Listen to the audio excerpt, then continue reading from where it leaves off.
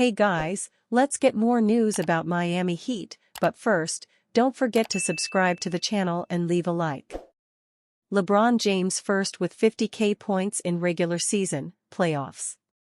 The Lakers' 40-year-old superstar, LeBron James, became the NBA's first 50,000-point man Tuesday night.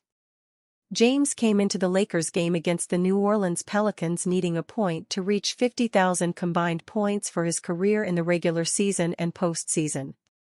He reached the milestone on his first shot, connecting on a three-pointer from the left wing off a Luka Doncic feed to put the Lakers up 13-6 with 8:34 remaining in the first quarter.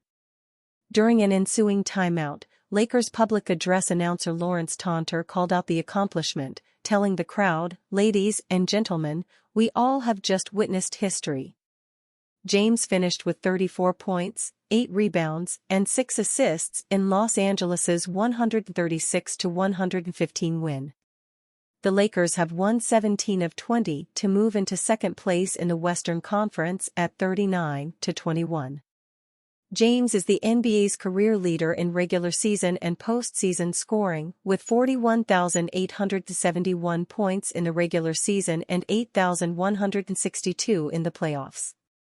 It's a hell of a lot of points, and I'm super blessed to be able to put that many points up in the best league in the world with the best players in the world over my career, James told Spectrum Sportsnet in an on-court interview after the game. It's pretty special. In 28 games since turning 40, James is averaging 26.4 points on 54.1% shooting, 42.3% from three, 8.2 rebounds, and 8.1 assists. James recently shared a graphic on Instagram showing how those averages compare favorably to his last MVP season in 2012-13, when he averaged 26.8 points on 56.5% shooting, 40.6% from three, 8.0 rebounds and 7.2 assists for the Miami Heat. "I've had the opportunity to play the game that I love, and I've always been true to it, so I'm going to always try to give back," James said Tuesday night.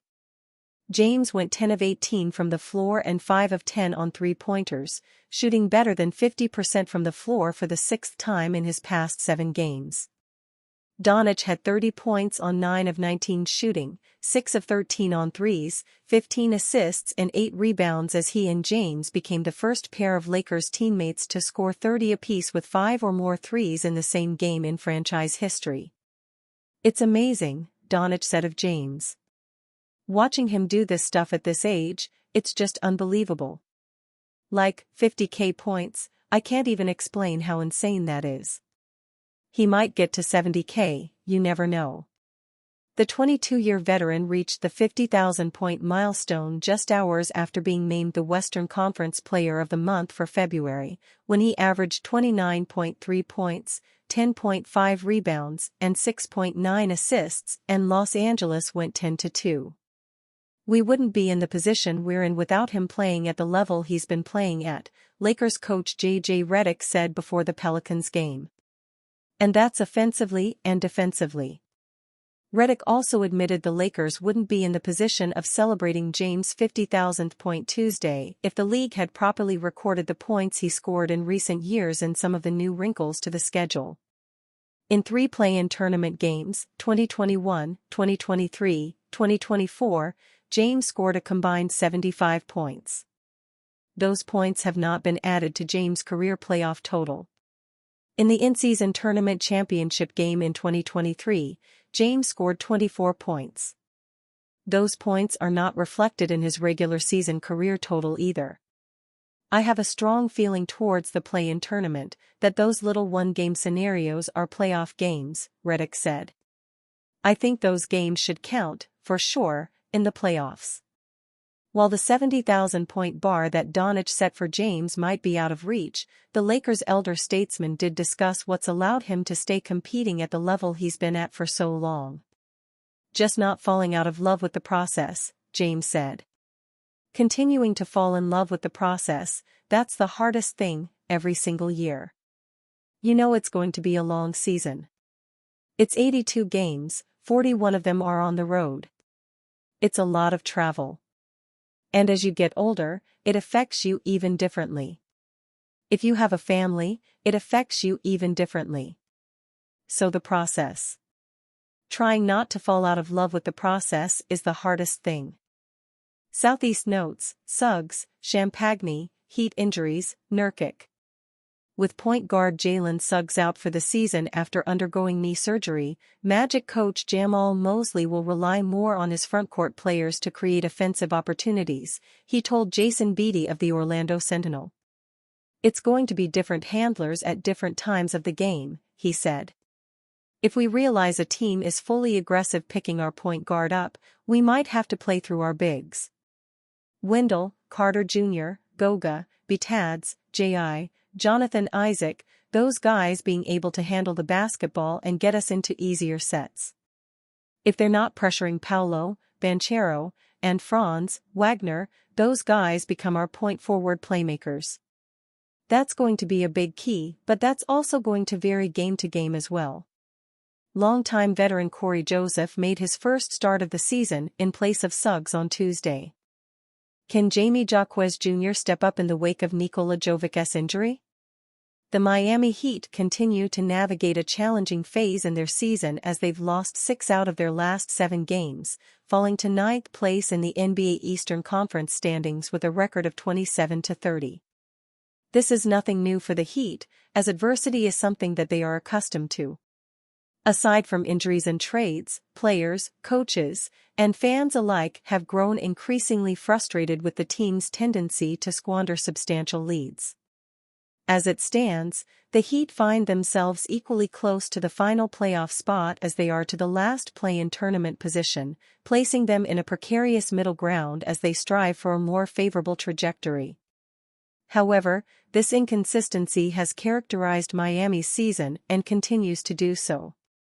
The team now confronts the likelihood of proceeding without a crucial rotation player, which significantly impacts their margin for error.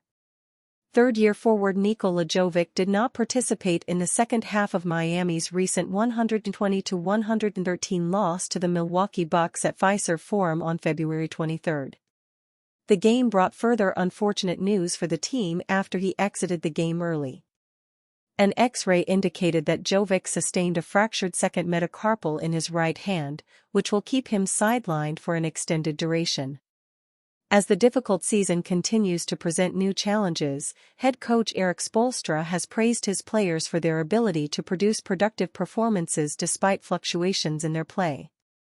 Jovic's unfortunate and untimely injury now presents an opportunity for players excluded from Miami's rotation to gain additional playing time and step up in their roles.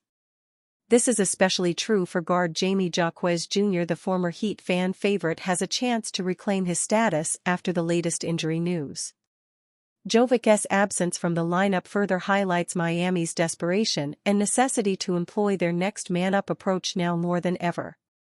After being selected by the Heat in the 2023 NBA Draft, Jaquez Jr. quickly endeared himself to fans in his rookie season, with many noting that he plays like a veteran. Jaquez demonstrates more than just fundamental basketball skills and executes with a level of precision and patience that are beyond his years. Jaquez Jr. has become an important player for Miami, surpassing expectations in his first season in the league. The former UCLA Bruin impressed the Heat organization with his sophisticated skill set. With advanced footwork and solid fundamentals in the mid-post, Jaquez has shown strong passing abilities and smart court vision. In his second NBA year, Jaquez Jr.'s season has unfortunately been marked by relative inconsistency and underperformance. During his performance as a rookie, Jaquez had a productive scoring average and high shooting percentages from both the field and three-point range. However, from a statistical standpoint, we can see that Jaime's scoring and overall efficiency have notably declined since then. His recent ups and downs have been exacerbated by limited playing time and subpar shooting performance. Jaquez's woes could also be attributed to a lack of a defined role. Despite a less-than-favorable situation, as a former first-round draft pick, he still has much to demonstrate. And you fan? What do you think about the situation of Jaime Jaquez? Write to us in the comments.